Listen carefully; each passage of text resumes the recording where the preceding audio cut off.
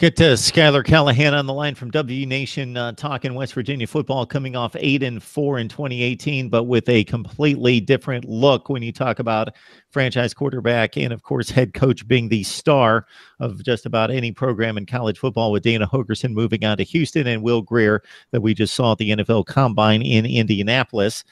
Spring practice opens on March 19th, so we're just about a week away, and the spring game there in Morgantown on April 13th. So what's going to make you feel better about this football team once you see them on the field on April 13th and hearing reports out of spring camp? But what are you looking to see? Definitely. I think the one thing is on the defensive side of the ball, we've had some pretty decent defenses over the years, especially under Tony Gibson. But the one thing I really want to see defensively is these guys really attacking, and missed tackles has been really the biggest problem in the last 2 to 3 years. I think one game we had 30 missed tackles. I think that was the Iowa State game. We had 30 or 40 missed tackles in one game, and that's unheard of. You should never have that kind of a situation. So I really want to see how Vic Koenig puts his defense together, where some of these guys are going to line up. Like I said, some of these guys have played different positions before, and they're going to be asked to move to a new spot. So how do they get accustomed to that role, and how easy of a transition is that? And, I want to see some of these guys be headhunters. Don't be afraid to come in and make a play. There's a lot of hesitation sometimes in the past. But offensively, I just want to see the quarterback situation. I think it's going to be Austin Kendall, the Oklahoma transfer. But I love to see these two guys battle it out. He had to go out there and get another quarterback because there's only two on scholarship with Jack Allison and Trey Lowe. Now you got a third guy in there. I think that creates a lot of competition. I wouldn't necessarily give it to Kendall just yet, but I think he's got to be the front runner, and I'd love to see him out there running around because he has sat behind two Heisman quarterbacks now. Did Neal Brown say anything, whether that was his introductory press conference or anything since, that would make you believe that he's taking this program, even though he's got a similar offense in place, that he's going to be a different kind of coach than Dana Hogerson, and there's going to be a marked difference in the way the program's run?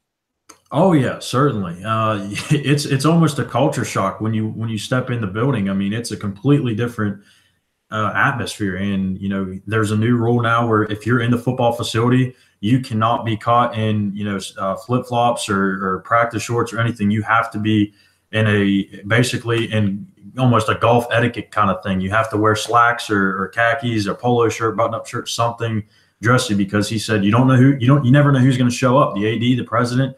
We got to look nice. We got to be here for business. There's time for fun as well, but we're here to get stuff done. So he's just really by the book, and he's almost a perfectionist. He's going to say things aren't as good as they are, but there's a lot better in the normal eye. But I just think that really the atmosphere is the biggest change that I've seen, and it started from day one. He's going to, and it's really about almost a family atmosphere too. Dana Hogerson really never established that. And I think that's what kind of created some turmoil amongst him and maybe even some of the assistant coaches and the players. Now you've got that with Neal Brown. He's bringing everyone together. He's doing stuff for the community. It's almost – I've said it a couple of times on some other shows that Neal Brown is almost like a diet Dabo Swinney that no one knows about. I like that. Did you come up with that yourself? Yes, I did. All right. You're gonna have to make sure everybody knows that. I like that. Because when you think family, you think comfort, you think casual, but then I guess this is the family that dresses well to dinner.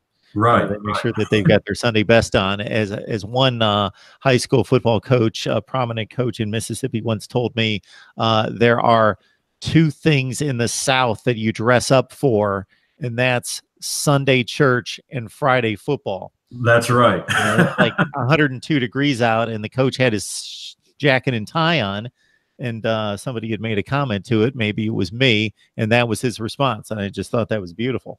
Yeah, I love it. Yeah, and really another thing that we've noticed in the last couple of weeks is how much the players really follow their position coaches. I mean, this is something that, it was always there, but it was the love between the player and coach was never as strong as it is right now. I mean, we see all the assistant coaches, they go out and they've been taking their position groups to dinner every week, and they'll post a picture of it. I mean, this is just awesome. And the coaching staff is also much more into the recruiting than the previous staff, where anytime they get a commitment, they're tweeting about it. They're excited. They're sharing their excitement. I think that's really what's bringing this fan base together.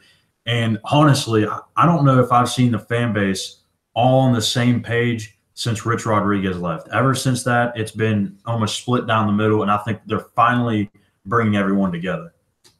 All right, talking some West Virginia football, Skyler Callahan from Dub V Nation. Please join him right there.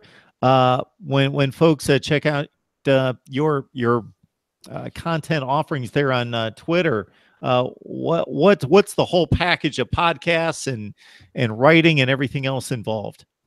Well, you can follow the main account, which is at DubVNation. You can follow me at DVN Callahan. If you want to follow anything recruiting wise, that's DVN Recruiting. And our talk show is obviously Between the Ears, and you can find that on SoundCloud or any streaming device. We're also on the air on WBES 950 AM Charleston, the Sports Fox. And we've also, I want to pump this real quick as well. We actually did a documentary back in the fall on former West Virginia running back Eugene Napoleon, and we're actually going to be having the opening premiere for that documentary next Saturday in Morgantown. So make sure you show up at Kegler's Sports Bar at 6 p.m. It's going to be a blast. So you produced a documentary on this young man, so there must be a story to tell. Yes. And it's going to be premiered at like a sports pub. Yeah. Me and Eugene have been really good friends for the past couple of years. And he was a part of that 1988 undefeated national championship team, or that made it to the national championship.